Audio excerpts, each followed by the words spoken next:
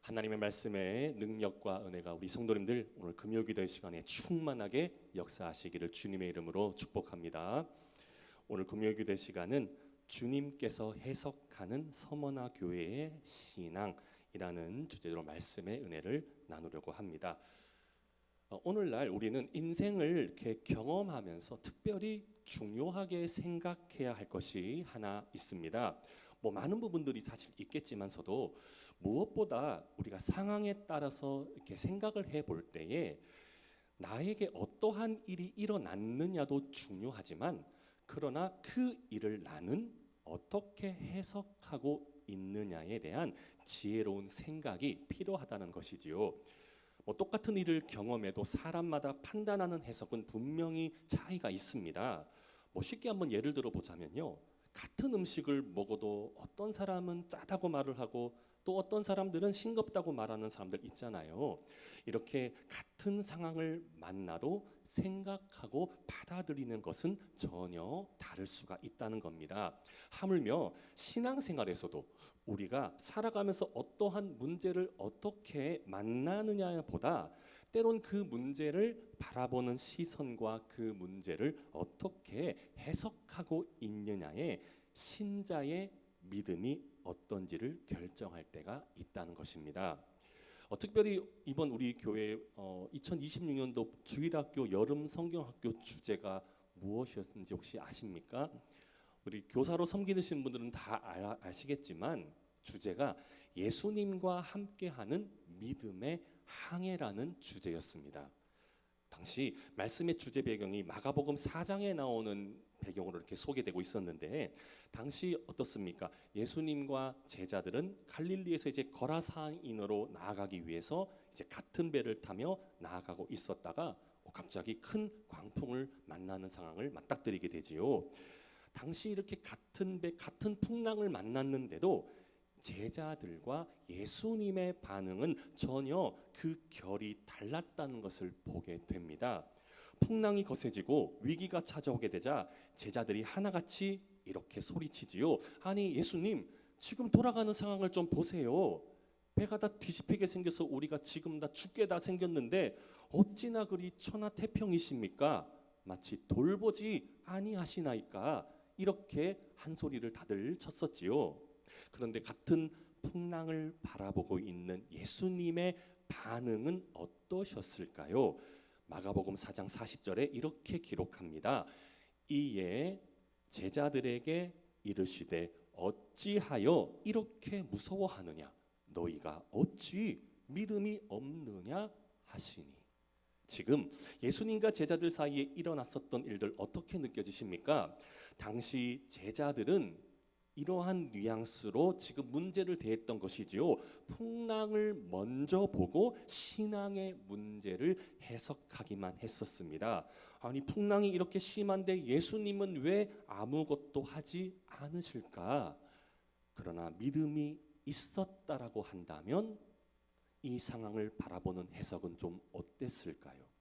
지금 이 사건을 대할 때에 제자들의 그 현상과 상황을 보고서만 해석하는 것이 아니라 지금 문제 앞에 믿음이 있었다라고 한다면 예수님을 통해 풍랑이 뜻하고자 하는 바가 무엇인지 해석해야 옳을 것 같습니다. 즉 풍랑이 내 생각에 커 보이는 것 같지만 그러나 지금 이 배엔 저 풍랑보다 더 크신 분 바로 누가 계시는가를 알고 반응하는 신앙이 참된 신앙인 줄을 믿습니다. 그래서 저는 오늘 본문 말씀을 이제 본격적으로 들어가 보게 되면서 한 가지 질문을 던지고 시작해 보고 싶습니다. 지금 내 인생은 누가 해석하고 있는가? 내 감정과 내 상황, 사람들의 평가입니까? 아니면 내 인생의 해석은 진정 하나님이십니까? 이제 서머나 교회는 이제 구체적으로 어떤 신앙의 문제들이 있었는지를 한번 본격적으로 들어가 보겠습니다. 당시 서머나 지역의 상황을 한번 볼게요. 당시 서머나 지역의 상황은 상당히 이 지역은 번성한 도시였습니다. 항구가 활성화되었다 보니까 서머나 지역은 상업적으로도 매우 중요한 거점지가 되었던 곳이기도 합니다. 그러나 아름다운 그들의 겉모습과는 달리 이곳에서 신앙을 지키며 살아가던 성도들의 현실은 저들의 보이는 그 아름다운 모습과는 사뭇 달랐다는 것을 우리는 확인해 볼 수가 있습니다. 본문 9절만 봐도 이렇게 기록하고 있지요. 9절에 내가 내 환난과 궁핍을 알거니와 실상은 내가 부요한 자니라. 여기 지금 보여지는 두 단어 혹시 보셨습니까? 환난과 궁핍. 서머나 지역의 성도들이 겪고 있는 상황이 어땠을까라는 것을 잘 보여주는 단어가 아닐까라는 생각이 들지요.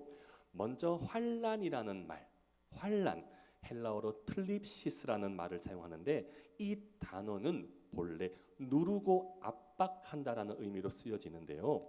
즉 풀어서 이렇게 한 번 더 해석해 보자면 온 사방에서 압력이 들어와서 숨쉴 공간조차 없는 상황을 설명하는 단어가 이 환난이라는 단어입니다.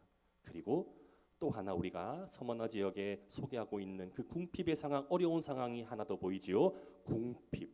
궁핍은 푸토케이아라는 이 단어인데요. 지금 서머나 교회에 나타난 궁핍의 상황은 그냥 형편이 살짝 어려운 정도의 궁핍이 아니라 극심하고 지독한 가난을 맞이하고 있었다라는 겁니다.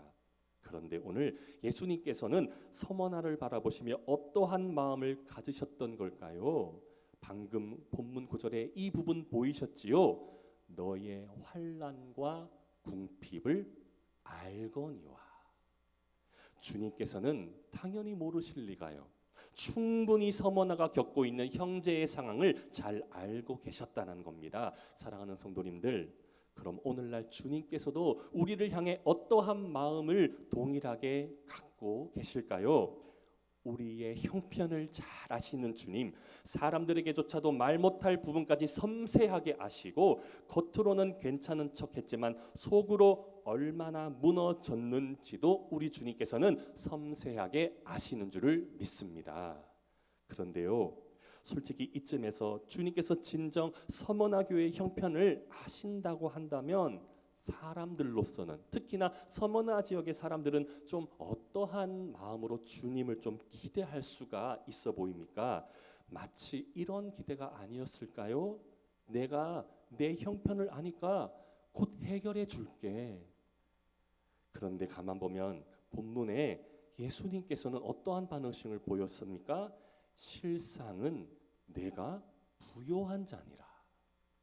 성도님들, 사실 현실적으로 이 말씀 이해가 잘 되십니까? 보시면 알지만 저들의 현실은 너무도 지금 가난한 상황인데 오히려 주님은 서머나의 상황을 역설적으로 바라보고 있으시잖아요. 하지만 성도님들, 우리의 기대는 문제가 생기면 주님이 당장 해결해 주시면 좋으려만, 그런데 주님께서 역설적인 표현, 가난한데 부요한 자라고 표현해 주시는 장면, 바로 여기에 오늘 말씀의 깊은 깨달음이 들어가 있다는 것을 조금 더 우리가 보실 수 있어야 할 것 같습니다. 하나님을 믿는다고 하는 신앙은 현실 자체를 부정하는 그런 개념이 아닙니다. 무슨 말이냐면 가난한데 나는 가난하지 않아라고 주문을 외우는 것이 믿음이라고 단정 짓지를 않고요. 아픈 상황인데도 나는 하나도 아프지 않아라고도 말하는 것을 믿음이라고도 단정 짓지 않는다는 겁니다. 하지만 성도님들, 믿음은요, 믿음은 내가 처한 현실에 대한 그 사실을 인정하면서도 그러나 조금 더 깊이 볼 수 있어야 하는 게 있습니다. 바로 그것은, 믿음은요, 그 현실에게 내 인생의 최종 해석권을 넘겨주지 않는 것이 믿음인 줄을 믿으시기를 바랍니다. 현실 자체가 내 신앙의, 내 삶의 모든 것을 해석해 주지를 않는다는 것, 왜 그렇습니까?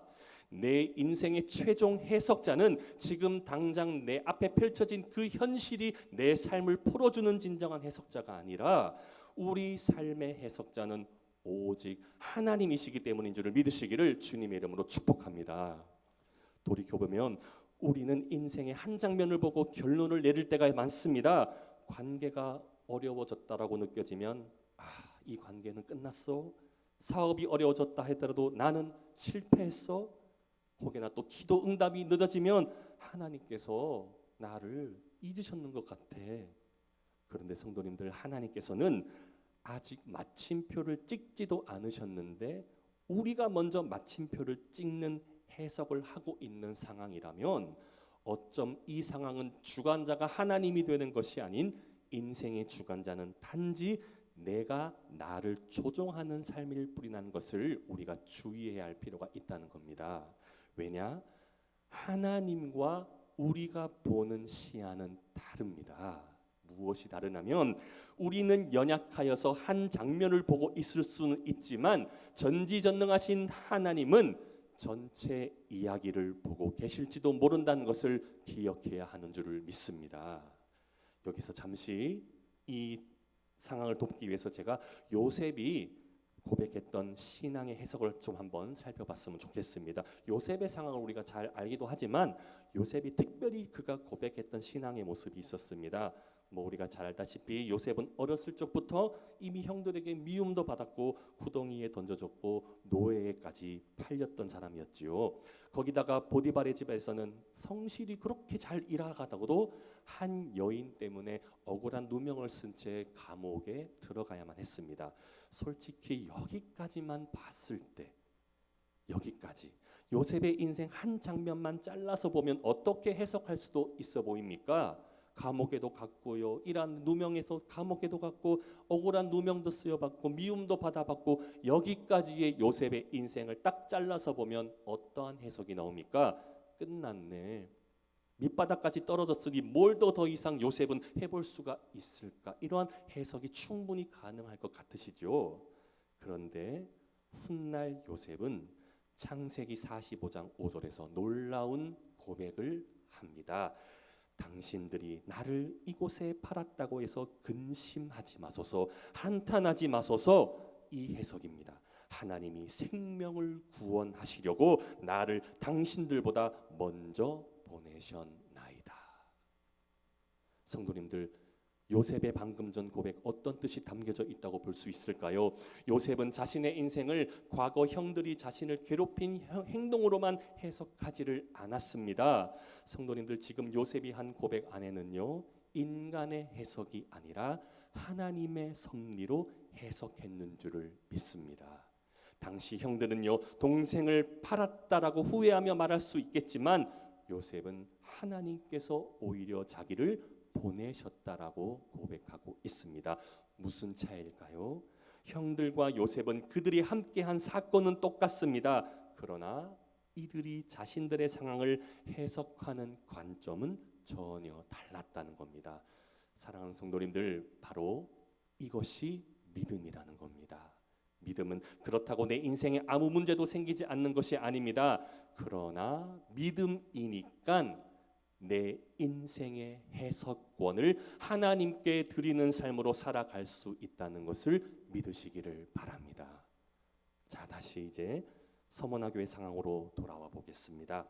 그런데 아직 서머나의 상황은 별 나아질 기미는 보이지는 않는 것 같습니다. 본문 10절 앞부분에 이렇게 기록하고 있지요.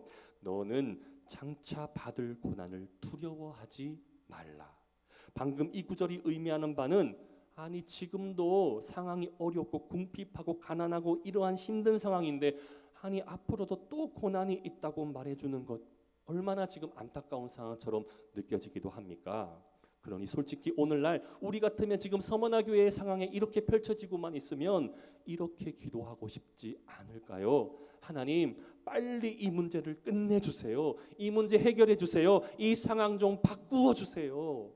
물론 그렇게도 기도해야 하겠지요. 우리의 필요를 하나님께 구하는 것은 너무나 바람직한 성경적인 기도일 수도 있지요. 그런데 저는 오늘 서머나 교회 상황을 보면서 조금 더 성숙된 기도의 모습을 하나 발견해 보아야겠다는 생각이 들었습니다. 그래서 단지 그동안은 우리가 기도했을 때에 하나님, 이 상황과 환난과 궁핍의 문제를 좀 없애 주십시오. 그러나 이제는 조금 더 성숙된 기도로 나아가야 될 필요성이 느낀다면 이렇게 기도하셨으면 좋겠습니다. 하나님, 문제가 아직 없어지지 않더라도 이 문제를 잘못 해석하지 않게 하여 주시옵소서.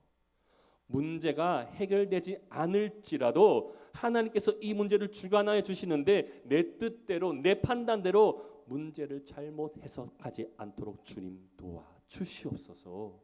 이것이 오늘날을 살아가는 우리 믿는 자들의 더 깊이 있는 기도가 되었으면 좋겠습니다. 그럼 왜 무엇보다 우리 믿는 자들은 스스로에게 찾아온 위기와 고난의 문제를 우리 마음대로 뜻대로 해석하는 것이 아니라 주님께 그 해석을 온전히 신뢰하면서 맡겨야 하며 또한 그분께 맡길 만한 가치가 왜 있는 걸까요? 저는 이 물음에 대한 대답을 이미 본문 8절에서 언급하여 주시는 것 같아 보입니다. 본문 8절에서 서머나 교회 사자에게 편지하라. 처음이며 마지막이요 죽었다가 살아나신 이가 이르시되. 주님을 소개하는데 어떠한 주님이십니까? 처음이며 마지막. 이 말은요, 역사의 처음과 마지막이 오직 예수 그리스도께 있다는 말 아닙니까? 그런데요, 우리는 어떠한 인생, 어떤 위치에 살아가고 있다라고 느껴질 때가 많은 것 같습니까? 마치 우리는 지금 인생의 중간을 살고 있는 것처럼. 그러니 중간에 있는 사람은, 특히나 우리 연약한 인간은 어찌 한 치 앞도 지금 모르는 상황인데 마지막까지는 어찌 우리가 알 수가 있는 걸까요? 그만큼 우리는 1분 1초 1시간의 앞날도 알 수 없는 연약한 존재이지요.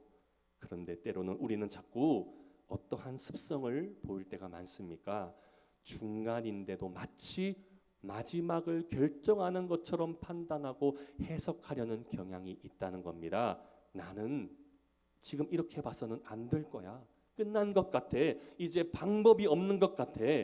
그러나 오늘 서머나 교회를 향한 주님께서 말씀하신 것이는, 그런데 내가 마지막을 보았느냐?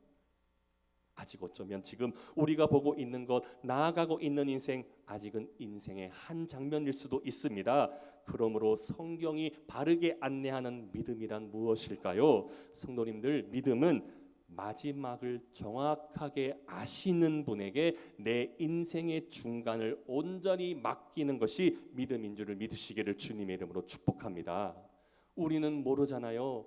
우리는 한치 앞에 1초 1분의 상황도 모르잖아요. 마지막을 어떻게 알 수가 있겠습니까? 그런데 처음이요 마지막이신 예수 그리스도께 맡기면 우리의 상황은 우리 실수대로 해석해서 하나님과 멀어지는 것이 아니라, 하나님께 맡기면 비록 문제의 상황에 몰려 있을지라도 주께서 그 문제를 주관하여 주시고 우리를 책임져 주시는 하나님 되심을 믿으시기를 바랍니다. 그리고 왜 우리는 하나님께 우리의 삶의 해석권을 또 온전히 맡기고 또 드릴 만한 가치가 있는 건지, 또 하나의 구절이 들어왔습니다. 바로 죽었다가 살아나신 이시기 때문입니다. 성도님들, 예수 그리스도는 죽음을 통과하고 부활하신 분이십니다. 그렇기 때문에 예수님께서는 서머나 교회를 향해 확신의 말씀을 공급하실 수가 있는 자격이 되시는 겁니다. 서머나야, 나는 너희들이 앞으로 지나갈 길을 이미 지나왔다. 나는 고난을 먼저 너희들보다 알았고 나는 버림받음을 잘 안단다. 나는 눈물을 알고 죽음까지도 안다. 그러나 오늘날 믿음이 있는 자들이요, 나는 그 죽음을 능히 이기고 통과했음을 잊지 말아라. 예전에 예수님 시대 때에 십자가가 마치 마지막인 것처럼 보였지만, 그러나 그것이 끝이 아니라 사흘 후에 부활이 반드시 있었습니다. 무덤이 마지막인 것처럼 보였지만 돌문이 열렸지요. 금요일은 마치 마지막처럼 보였지만 토요일을 지나 주일 아침이 왔습니다. 그러므로 성도님들, 우리는 지금 내 인생의 금요일과 토요일만 보고 인생 전체를 해석해서는 안 될 것 같습니다. 왜냐? 하나님께서 쓰실 다음 역사가 아직 남아있기 때문인 줄을 믿으시기를 바랍니다. 그래서 예수님께서는 오늘날 믿음의 사람들을 위로하시면서 이렇게 말씀해 주시는데, 서머나 교회를 향해서 말씀하시는 10절 말씀을 다시 한번 가보겠습니다. 너는 장차 받을 고난을 두려워하지 말라. 볼지어다 마귀가 장차 너희 가운데에서 몇 사람을 옥에 던져 시험을 받게 하리니 너희가 10일 동안 환난을 받으리라. 내가 죽도록 충성하라. 그리하면 내가 생명의 관을 내게 주리라. 주님께서는 교회에게 단지 고난이 없을 것이다라고 말씀하지 않으셨습니다. 두려워하지 말라라고 말씀하십니다. 오늘날 우리는 안전이라는 개념을 좀 어떻게 인식하고 있을까요? 안전이라는 개념, 바로 아무 일도 일어나지 않는 것을 향해 우리는 안전이라는 인식을 가지고 있지요. 그러나 성경이 말하는, 무엇보다 오늘 서머나 교회를 향해서 주시는 하나님의 말씀의 안전은 달라 보이는 것 같습니다. 무엇일까요? 무슨 일이 일어나더라도 주님께서 나와 함께 하시는 것, 그것이 가장 안전한 삶인 줄을 믿으시기를 바랍니다. 우리는 평안을 문제가 없는 상태라고 생각합니다. 그러나 성경적인 평안은 문제보다 크신 하나님을 더 크게 바라보고 의지하는 것인 줄을 믿습니다. 그래서 오늘 밤 우리의 기도가 이것이 되었으면 좋겠습니다. 하나님, 어떠한 상황도 하나님보다 크게 보이지 않게 해주십시오. 이러한 기도가 나오셨으면 좋겠습니다. 본문 10절 중반으로 향해서는 또 이러한 말씀이 있지요. 너희가 10일 동안 환난을 받으리라. 여기에서 지금 짚어주는 것은 고난 자체에도요, 그 고난도 한계가 있다라는 사실입니다. 서머나 교회 입장에서는 저들에게 찾아온 고난이 끝없이 그들의 생각으로는 이어지는 것처럼 보였을 수도 있습니다. 그러나 하나님께서는 끝이 있다라고 말씀하시는 겁니다. 마귀는 저들의 기득권을 위해서 믿는 자들과 교회를 공격하고 시험할 수는 있겠지요. 그러나 마귀들은 무제한으로 시험하고 괴롭힐 수는 없습니다. 왜요? 고난조차도, 시험조차도 그 고난과 시험을 종료시킬 수 있는 분은 오직 여호와 하나님이시기 때문인 줄을 믿습니다. 그렇기 때문에 오늘 서머나 교회를 향한 하나님의 말씀, 마지막으로 저들이 어떠한 신앙으로 살아가기를 주님께서는 원하시는지 이렇게 권면하시고 있지요. 본문 10절 하반절에 내가 죽도록 충성하라. 그리하면 내가 생명의 관을 내게 주리라. 우리는 이 말씀을 흔히 이해할 때에 일반적으로 충성하라라는 말을 들으면 열심을 떠올리시죠. 교회를 열심히 섬기고 봉사하자라는 의미로 먼저 생각할 때도 있습니다. 물론 이런 적용도 가능하겠지요. 그러나 본문에서 가르치는 충성의 조금 더 깊은 의미를 보셨으면 좋겠습니다. 충성, 여기 사용된 피스토스라는 단어는 신실한, 믿을 만한이라는 뜻인데요. 그러니까 주님께서 정리해 주시자면 상황과 어떠한 환경이 바뀌어도 나에 대한 신뢰를 바꾸지 말라라고 말씀하시는 것이 충성입니다. 가난해져도 사람들이 떠나도 환경이 흔들려도 기도 응답이 늦어져도 하나님은 여전히 선하시다. 하나님은 여전히 나를 사랑하신다. 하나님은 여전히 일하고 계신다라는 이 고백을 놓지 않는 것. 성도님들, 오늘 서머나 교회를 통해 주께서 가르쳐 주시는 참된 충성은 환경과 상황이 바뀌어도 하나님에 대한 해석을 바꾸지 않는 것이 참된 충성인 줄을 믿으시기를 주님의 이름으로 축복합니다. 말씀을 맺습니다. 사랑하는 성도님들, 오늘 우리는 기도하기 위해서 이 자리 가운데 나왔습니다. 우리 각자에게 기도 제목이 있을 것입니다. 경제적인 문제일 수도 있고요, 사람의 문제일 수도 있고, 아무에게도 이야기하지 못할 깊은 문제도 우리에게 있는 줄 압니다. 그런데 오늘 기도에 들어가기 전에 먼저 하나님께 한 가지를 드렸으면 좋겠습니다. 내 인생을 해석하는 해석권을요, 하나님, 제가 제 인생을 너무 빨리 해석했습니다. 한 장면을 보고 끝이라고도 말했었습니다. 기도 응답이 늦다고 하나님께서 나를 잊으셨다라고도 그렇게 생각해 왔었습니다. 그런 우리에게 주님께서 오늘 서머나 교회를 향해 하시는 말씀, 우리에게도 말씀하시는 겁니다. 내가 처해 있는 환난을 안다. 내가 너의 궁핍도 잘 안다. 그리고 말씀하시는 거예요. 그러나 실상은 너희들은 부요한 자니라. 성도님들 기억합시다. 내가 나를 보는 것보다 주님께서 나를 보시는 것이 더 정확한 줄을 믿습니다. 내 감정보다 하나님의 말씀이, 내 경험보다 하나님의 약속이 정확하지 않겠습니까? 사람의 평가보다 하나님의 선언이 정확한 줄 믿으시기를 바랍니다. 그러므로 오늘 밤 이렇게 기도합시다. 하나님, 문제를 해결해 주십시오. 그런데 이 한 문장으로 더 깊은 기도의 마음으로 더 좀 나아가고 싶은 문장, 그러나 문제가 해결되기 전에 하나님, 이 문제를 바라보는 제 해석부터 고쳐주십시오. 문제만 해결되는 나의 그러한 한 단면이 아니라 주님, 나의 기도, 문제를 바라보는 나의 해석, 주님이 해석해 주십시오. 우리 주님은 처음이며 마지막이십니다. 우리는 내일을 모르지만 주님은 마지막을 알고 계십니다. 우리는 지금 고난의 한복판을 지나고 있지만 우리 주님은 죽음을 지나 부활하신 능력의 하나님 되심을 믿습니다. 그러므로 내 삶의 마지막 문장을 쓰시는 분은 내가 아니라 우리 삶의 처음이며 마지막이신 우리 주 예수 그리스도이심을 믿으시기를 바랍니다. 그래서 오늘 이 밤 문제의 해결만은 구하는 기도를 넘어서 내 삶의 해석권을 다시 하나님께 돌려드리는 기도를 드리시면서 우리가 이 시간 한번 찬양으로 주님 앞에 이 고백으로 먼저 마음을 문 열고 나갔으면 좋겠습니다.